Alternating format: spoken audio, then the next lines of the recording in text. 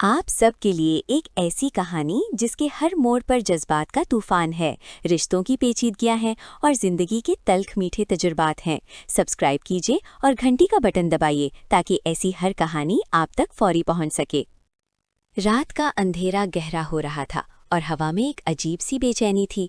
यूसुफ अपनी माँ सफिया के साथ चौधरी के डेरे से बाहर निकल रहा था। सफिया की चाल लड़खड़ा रही थी और चेहरे पर थकन के साथ साथ एक मुबहम सी तकलीफ के आसार थे। चल बेटा, घर चलते हैं, मुझे आराम करना है, उसकी आवाज़ कांप रही थी। यूसुफ ने माँ की हालत देखी तो दिल थक से रह गया। अम्मी, हुआ क्या? चौधरी ने क्या किया? उसने परेशानी से पूछा। सफिया ने सर झटका। अभी नहीं बता सकती बेटा, बस घर चल। इसी वक्त चौधरी खुद बाहर आ निकला। उसके चेहरे पर एक अजीब सी रौनक थी। सफिया भी, तुम तो आए दिन चक्कर लगाती रहती हो। मैं कहता हूँ जब तक तुम लोग कराची नहीं जाते रोज़ ही वक्त निकाल के आया करो। सफिया ने थके हुए लहजे में जवाब दिया। चौधरी साहब, आपको तो पता है मेरी सेहत का हाल। आपने आज जो कुछ किया है उसके बाद तो मैं एक हफ्ता बिस्तर से नहीं उठ पाऊंगी। चौधरी कहकहा लगाकर बोला। माजरत ख्वाह हूँ, मैं उस वक्त जज्बाती हो गया था, पता ही नहीं चला। जज्बाती? सफिया की आवाज़ में तंज था। आपने तो जानवरों वाला सलूक किया है। मैं कहती रही रुको, बस करो, लेकिन आपने मेरी एक न सुनी। अब मुश्किल है कि मैं दोबारा आपके पास आऊँ। चौधरी ने लापरवाही से कहा। अच्छा, अगर कल तक तुम्हारी तबीयत ठीक ना हुई तो बताना, डॉक्टर के पास ले चलूंगा, 2 दिन में ठीक कर देगा।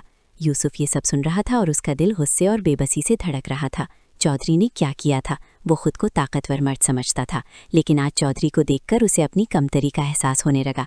पता नहीं उसने कौन सा जुल्म ढाया था जो माँ की हिम्मत पाश पाश कर दी थी।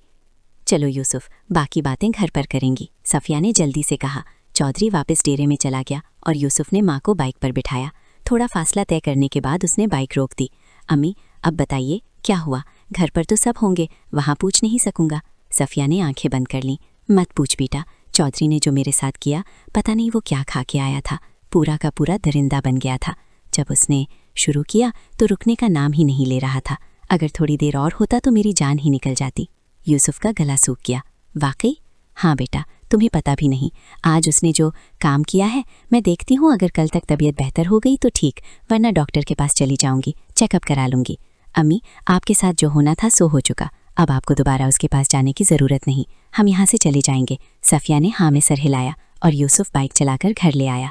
घर पहुँचे तो बहनें आयशा और कनीज़ ने खाना तैयार कर रखा था। छोटा भाई काशिफ बोला, अम्मी आप ठीक तो हैं? चेहरा उड़ा हुआ लग रहा है। सफिया ने छूत बोला, बेटा असल में आज बहुत काम कर लिया, पूरी ज़िंदगी में इतना काम नहीं किया था, थकावट से तबीयत ख़राब हो रही है। कनीज़ को आवाज़ दी, बेटी मेरे लिए बिस्तर लगा दो, मैं सो जाना चाहती हूँ।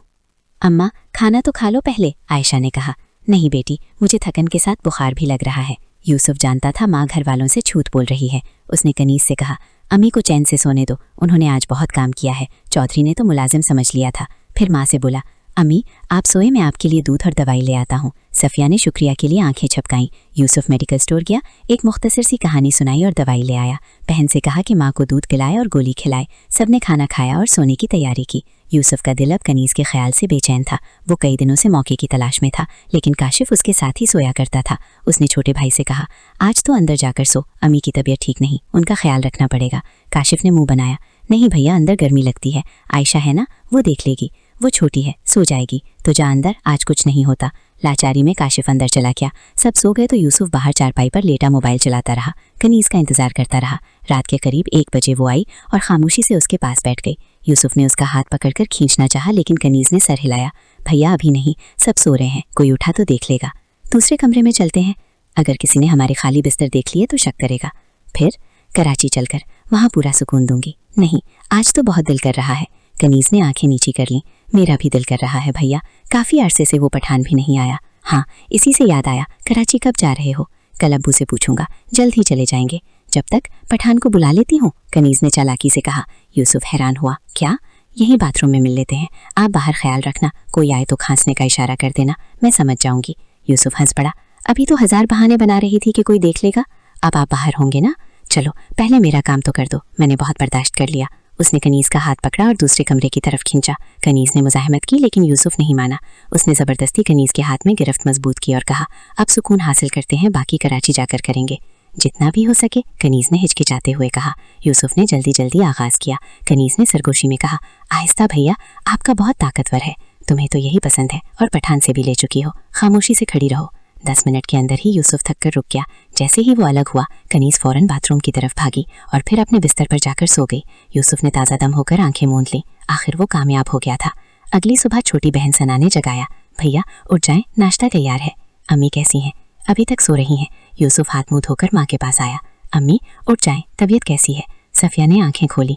रात दवाई खाई तो बेहतर रही, लेकिन अब फिर तकलीफ होने लगी है। लगता है डॉक्टर के पास ही जाना पड़ेगा। उठे, नाश्ता कर लें, फिर चलते हैं। नहीं बेटा, डॉक्टर को क्या बताऊंगी, बस वही दवाई फिर ले आओ, दूध के साथ खा लूंगी। यूसुफ ने सोचा माँ की बात ठीक है। उसे अब्बू की पेशकश याद आई जो कल रात आए थे। वो कमरे से बाहर निकला तो कनीज उसे देखकर मुस्कुरा दी। क्यों मुस्कुरा रही हो, सब खैरियत? यूसुफ ने पूछा। कनीज करीब आई। भैया रात जो आपने सुकून दिया है, मैं तो आपकी दीवानी हो गई हूँ। मुझे लगता है मुझे आपसे मोहब्बत हो गई है। यूसुफ ने उसका हाथ दबाते हुए कहा। अब तो कराची जाकर ही करेंगे, बस दुआ करो जल्द से जल्द जायदाद मिल जाए। वो माँ के पास वापस आया। अम्मी अब्बू कल आए थे, सुलह करने को कह रहे थे, सारी जमीनें देने को तैयार हैं।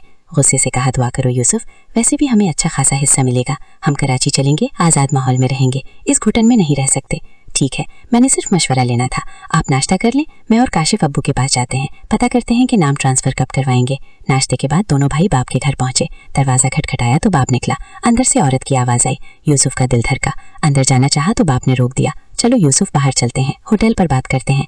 यूसुफ को शुभा हुआ वो रज्जू ही होगी जो अब बाप के साथ रहने लगी थी। उसके दिल में कल जो नरमी जागी थी वो यकलख्त खत्म हो गई।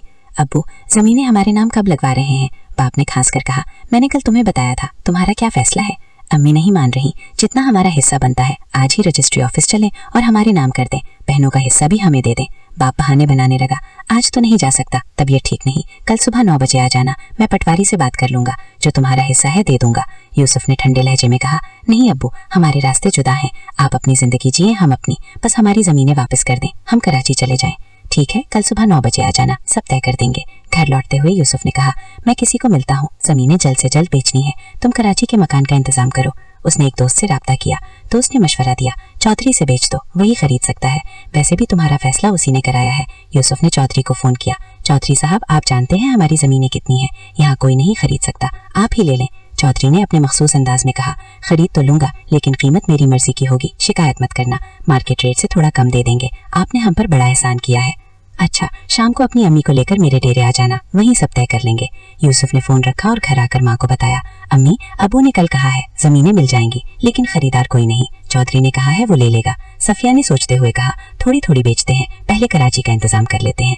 अम्मी, वो शाम को बुला रहा है, आपको और मुझे बात करने के लिए।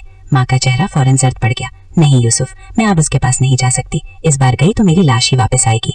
यूसुफ ने माँ का हाथ थामा। अम्मी, आपने इतनी तकलीफें उठाई हैं, एक आखिरी बार बर्दाश्त कर लें, चलेंगे ना शाम को? सफिया की आंखों में आंसू थे।